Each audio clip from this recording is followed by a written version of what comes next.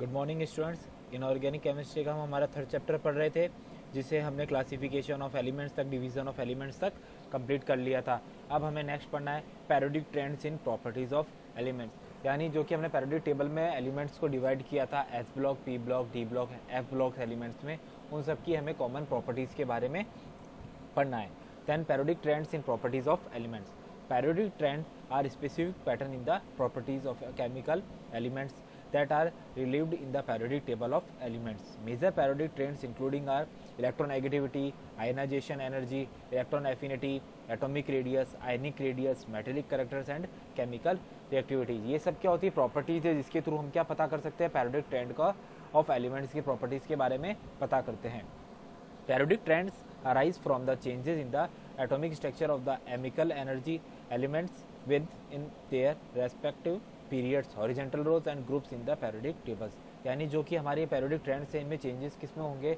जो कि हमारे periods और groups के according changes होंगे।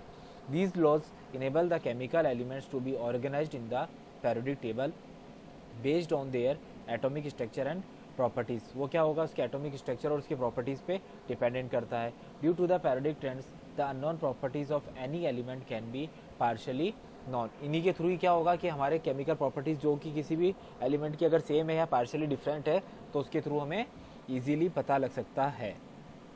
The periodic recurrence of element with similar physical and chemical properties when the elements are listed in order of increasing atomic number results directly from the periodic recurrence of similar electronic configuration in the outer shell of respective atoms। यानी अगर periodic elements का किसी की भी reoccurrence होगी तो हमें क्या पता चलेगा? उसके atomic number को हम लगातार अगर increasing order में लगाएंगे तो हमें उसके बारे में, उसकी जो electronic configurations की similarities है उसके बारे में, उसकी outer shell के electronic configuration के थ्रू हमें easily पता लग सकता है। Discovery of periodic law constitutes one of the most important events in the history of chemical science. Almost every chemist makes extensive and continued use of periodic law. Periodic law also lead to the development of the periodic table, which is widely used nowadays। यानी periodic law के through ही हमें क्या periodic tables की discovery के बारे में पता चलता है, उसके केमिकल साइंस के बारे में पता चलता है, यहाँ तक कि हमें periodic table के अंदर जो यूज़ किए जाते हैं वो भी periodic law या हमारे periodic trends ही यूज़ में आ रहे हैं। अब हम स्टार्ट करते हैं हमारे periodic trends. These periodic trends are also known as the physical properties of periodic tables. First start करते हैं atomic radius. The atomic radius is the distance from the atomic nucleus to the outer most stable electron orbital in an atom that is at equilibrium. यानी nucleus से atomic radius के outer most shells की अगर किसी electronic configuration में F block तक के अगर आउटर मोस्ट सेल है तो उसकी न्यूक्लियस से लेके एफ एलिमेंट तक की हमें जो एटॉमिक डिस्टेंस होगी वो ही उसकी एटॉमिक रेडियस होगी, जो कि इक्विलिब्रियम स्टेज के अंदर होती है। The atomic radius tends to decrease across a period from left to right due to the shrinking of atoms. यानी एटॉमिक रेडियस जो है कि कब डिक्रीज होगी हमारी पैरियोडिक ट्रेंड्स के अंदर, यानी पीरियड्स के अंदर लेफ्ट से राइट की ओर जाने पे हमारी पैरियोडिक टेबल यानी एटॉमिक रेडियस जो होगी वो डिक्रीज होगी। क्यों होती है? जो कि एटम है वो क्या होता है? श्रिंक होता जाता है और उसके अंदर इलेक्ट्रॉन की जो इंक्रीजिंग इफेक्टिव न्यूक्लियर फोर्स है वो इलेक्ट्रॉन का इंक्रीज हो जाएगा, जिसकी वजह से क्या होगा? उसकी एटॉमिक रेडियस डिक्रीज होती जाएगी। The atomic radius usually increase while going down in a group. यानी एक ग्रुप में अगर हम अप से डाउन की ओर जाएंगे तो हमारी एटॉमिक रेडियस क्या होगी? इंक्रीज होगी। क्यों होगी? क्योंकि उसके अंदर एक एक एनर्जी लेवल नए ऐड होते जाएंगे। यानी shell which causes shrinkage in the size of the atom across the period.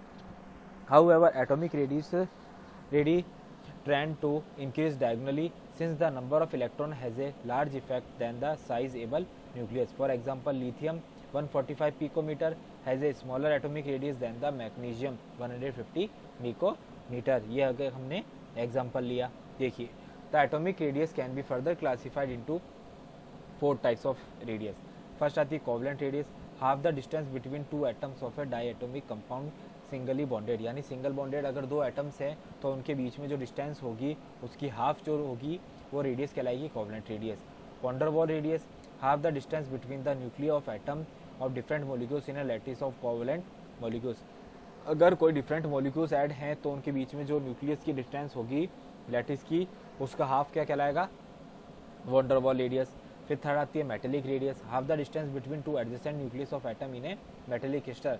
अगर मेटेलिक क्रिस्टल्स में दो एटम्स है तो उनकी जो न्यूक्लियस से डिस्टेंस है उसकी हाफ होती है मेटेलिक रेडियस।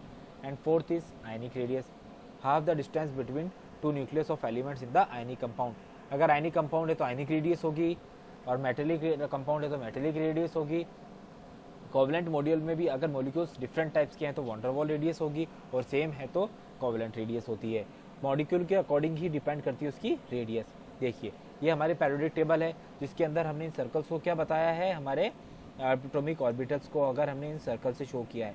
तो ग्रुप्स में अगर हम नीचे जा रहे हैं तो क्या हो रही है, इंक्रीज हो रही है, और अगर लेफ्ट टू राइट जा रहे हैं तो डिक्रीज हो रही है, लेकिन राइट टू लेफ्ट जा रहे हैं तो वो इंक्रीज हो रही है। क्यों? क्योंकि इधर से क्या होता जाएगा, उसके बीच में जो न्यूक्लियस से इलेक्ट्रॉन एफिनिटी है वो डिक्रीज होती जाएगी। फिर आता है ionization energy. The ionization potential is the maximum amount of energy required to remove one electron from each atom in a mole of isolated neutral and gases atom. Ionization potential क्या होता है, वो minimum energy amount चाहिए जो कि हमें एक electron को उस एटम से निकालने के लिए, किसमें, न्यूट्रल या गैसेस स्टेज में होता है, तो हमें उसको ग्राउंड स्टेज से एक्साइटेड स्टेज में पहुंचाने के लिए जो मिनिमम एनर्जी की अमाउंट चाहिए वो एनर्जी होती है ionization energy. The first ionization energy is the energy required to remove the first electron, and generally the nth ionization energy is the energy required to remove the atom's nth electron after the n-1 electron before it has been removed। यानी जो भी हमारा nth यानी last जो electron है उसे निकालने के लिए जो हमें कौन सी एनर्जी देनी पड़ेगी, लास्ट एनर्जी ही देनी पड़ेगी।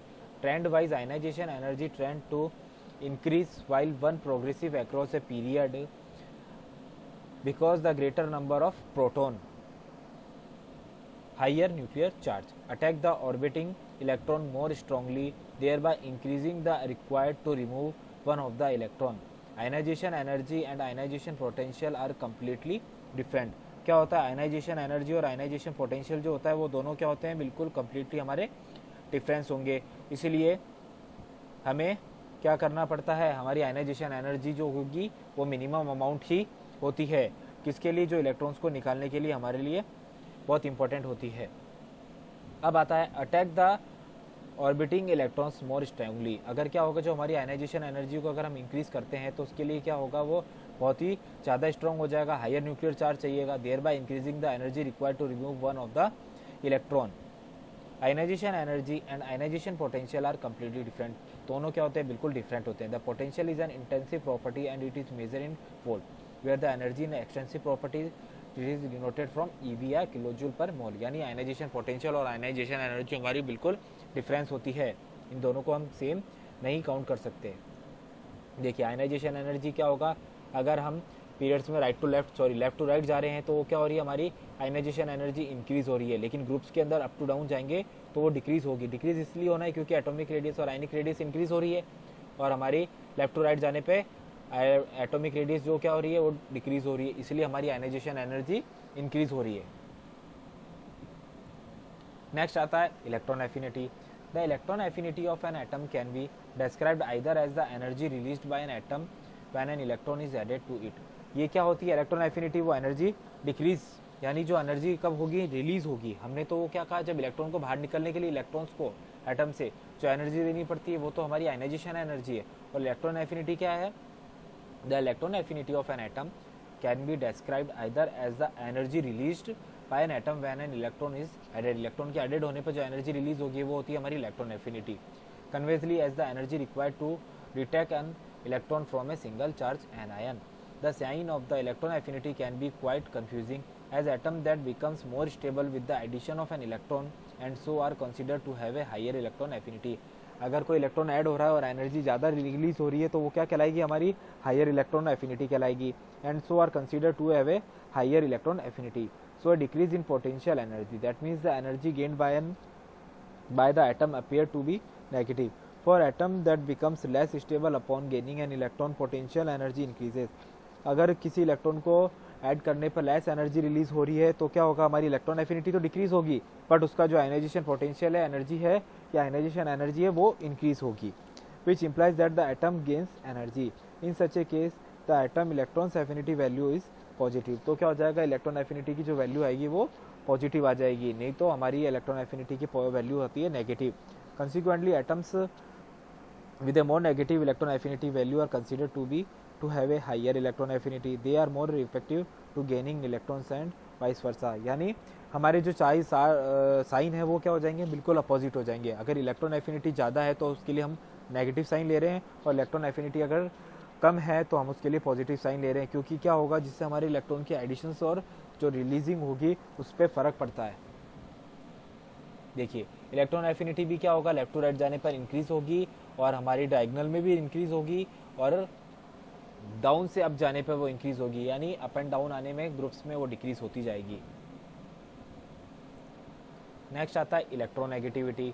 Electronegativity is an measure of the ability of an atom और molecule to attack pair of electron to the contact of chemical bonding. Chemical bonding के लिए जो हमें कंपलसरी है वो है इलेक्ट्रोनेगेटिविटी। इसी के थ्रू ही हमारे इलेक्ट्रॉन्स आपस में अटैकिंग करते हैं। The type of bond formed is largely determined by the difference in electronegativity between the atoms involving using the following scale. यानी इलेक्ट्रोनेगेटिविटी के ऊपर ही डिपेंड करेगा कि उन दोनों के बीच में जितनी ज़्यादा डिस्टेंस है तो कौन सी उनके बीच में बॉन्डिंग होगी, या किस तरह के हमारे बॉन्ड्स की प्रिपरेशन होनी है। Trend wise as one move from left to right across a period in the periodic table the electronegativity increase due to the stronger attraction that the atom obtain as the nuclear charge increase. यानी हमारे periods के अंदर left to right जाने पर क्या होगा, हमारी electronegativity increase होगी, क्योंकि उसका न्यूक्लियर चार्ज भी क्या है, इंक्रीज हो रहा है। Moving down in the group the electronegativity decreases due to the increasing in atomic radius. Atomic radius increase हो रही है तो हमारे क्या होगा, न्यूक्लियर चार्ज के बीच में डिफरेंस इंक्रीज हो रहा है, और वैलेंस सेल इलेक्ट्रॉन्स ऐड हो रहे हैं, इसीलिए हमारी इलेक्ट्रोनेगेटिविटी डिक्रीज होती जाएगी। देखिए लेफ्ट टू राइट जाने पर इलेक्ट्रोनेगेटिविटी इंक्रीज हो रही है, और हमारे ग्रुप्स में अप एंड डाउन जाने पर हमारी इलेक्ट्रोनेगेटिविटी डिक्रीज हो रही है। फिर आते हैं valence electron. The electron in the outermost electron shell of an isolated atom of an element. यानी जो आउटरमोस्ट सेल्स में इलेक्ट्रॉन अवेलेबल होते हैं हम उसको क्या बोलते हैं, valence electrons. Sometime it is also regarded as the basis of modern periodic table. In a period the number of valence electron increases mostly right metals और एलिमेंट्स में as we move from left to right side. अगर left से right side जाएंगे तो क्या होगा, हमारे valence electrons increase होंगे।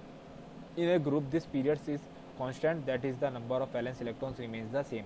लेकिन ग्रुप्स में क्या होता है, वो नंबर सेम रहते हैं, तो हमारे इलेक्ट्रॉन्स की तो उसमें वैलेंस इलेक्ट्रॉन सेम रहेंगे, लेकिन पीरियड्स में वो इंक्रीज हो जाते हैं। देखिए हमारे लेफ्ट टू राइट जाने पर क्या वैलेंस इलेक्ट्रॉन्स इंक्रीज हो रहे हैं, लेकिन क्या होगा, ग्रुप्स में वो स्टेट यानी कांस्टेंट ही रहते हैं। फिर आता है valency.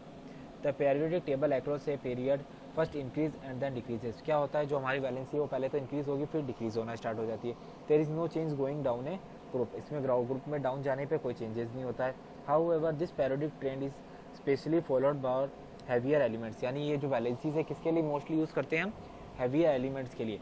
Elements with atomic number greater than 20 specially for lanthanide and actinide series, यानी एफ ब्लॉक एलिमेंट्स के लिए। The greater the number of core electron the greater the shielding of electron from the core charge of the nucleus. For this reason ionization energy is lower for elements lower down in the group and the polarizability of species is higher from elements lower down in the group। हमारे group में नीचे जाने पर क्या होगा, उनकी polarisability भी increase होगी और इनकी स्पेसीज भी हाई होती जाएगी। The valency does not changes going down a group में नीचे जाने पर हमारी वैलेंसी में कोई चेंजेस नहीं होगा, since the bonding behaviour is not affected in the core electrons. तो क्या होगा, जो हमारी बॉन्डिंग का बिहेवियर है उसमें कोई चेंजेस नहीं होगा। However non bonding interaction such at those just cited are affected by core electrons. लेकिन जो नॉन बॉन्डिंग इंटररिएक्शंस होगी उसके थ्रू हमारे कोर इलेक्ट्रॉन्स यानी जो आउटर मोस्ट सेल्स में इलेक्ट्रॉन्स अवेलेबल हैं उसे कोर इलेक्ट्रॉन भी बोलते हैं, उसमें चेंजेस होने लग जाएंगे, लेकिन बॉन्डिंग इलेक्ट्रॉन्स के लिए कोई चेंजेस नहीं होते हैं।